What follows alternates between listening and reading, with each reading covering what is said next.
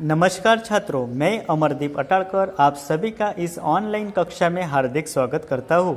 छात्रों, भूगोल का आज हम 7वां पाठ देखेंगे जिसका नाम है चट्टानें और चट्टानों के प्रकार। छात्रों, दिए गए चित्रों का निरीक्षण करो और निम्न प्रश्नों के उत्तर दो। देखो छात्रों, यह चित्र आपको क्या दिख रहा है? अ, ब और क ऐसे 3 चित्र आपको यहाँ दिख रहे हैं। चित्र अ का पहाड़ किससे बना हुआ है? चित्र ब में क्या किया जा रहा है? चित्र क में तुम्हें क्या दिखाई देता है? उपर्युक्त तीनों चित्रों का एक दूसरे के साथ क्या संबंध होना चाहिए? चित्र अ और क के घटकों का उपयोग हम किसके लिए करते हैं? इन सभी प्रश्नों के उत्तर छात्रों आपको देने हैं। छात्रों, चित्र अ देखो, ये जो पहाड़ दिख रहा है वो किससे बना हुआ है? तो वह मृदा और चट्टानों से बना हुआ है। चित्र ब में हमें यह दिख रहा है कि जेसीबी या जो मशीन है उसकी सहायता से पहाड़ का क्या हो रहा है? खनन हो रहा है। और चित्र क में आपको नदी में जो मिलने वाले छोटे छोटे पत्थर है वह दिख रहे हैं।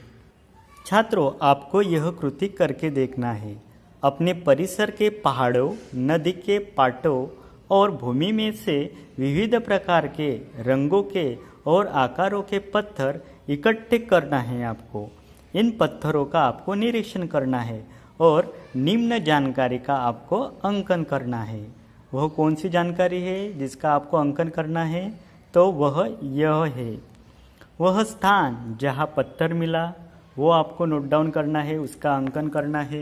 उसके बाद उस जो पत्थर है उसका रंग, पत्थर पर दिखाई देने वाले धब्बे और उनके रंग, पत्थर का भार जैसे हल्का है कि भारी है, पत्थर की कठोरता कठिन है, भुरभुरी है या मध्यम, पत्थर की संरचना अखंड है, परते है कि पोलापन है, पत्थर की सछिद्रता अछिद्र है कि सछिद्र है।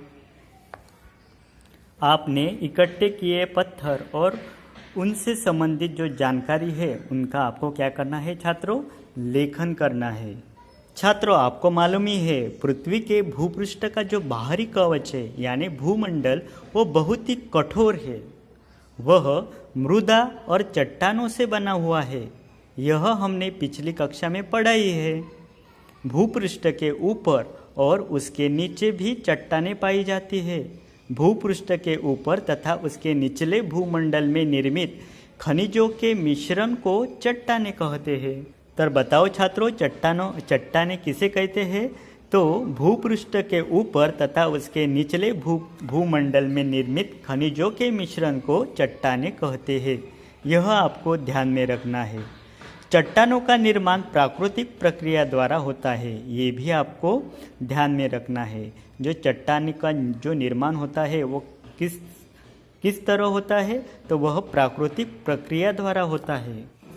चट्टानों में पाए जाने वाले खनिज पदार्थ, खनिजों की मात्रा और खनिजों के एकत्रित आने की प्रक्रिया पर चट्टानों के गुणधर्म निर्भर करते हैं।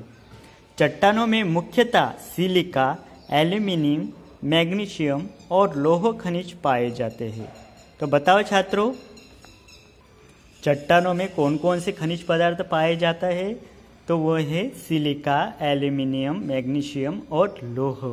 इनके अतिरिक्त चट्टानों में अन्य खनिज भी पाए जाते हैं। छात्रों, इसे सदैव ध्यान में रखो।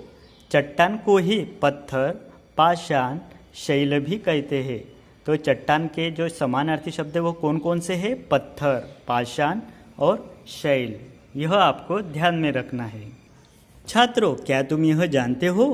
पृथ्वी के आंतरिक भाग में प्रचंड तापमान होता है। परिणाम स्वरूप इस भाग में स्थित सभी पदार्थ पिघले हुए स्वरूप में पाए जाते हैं। कई बार ये पिघले हुए पदार्थ भूपृष्ठ की दरारों में से बाहर आ जाते हैं और इसे ही क्या कहते हैं?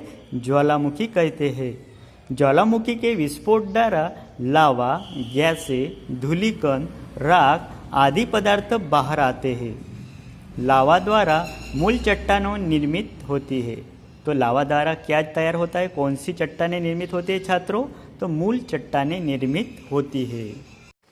छात्रों, आज का होमवर्क, नदी में बह आने वाली बालुका यानी रेती किस प्रकार निर्मित होती है, वह कहाँ से आती है, इस विषय में आपको जानकारी प्राप्त करना है और उसे अपने नोटबुक में लिखना है। धन्यवाद।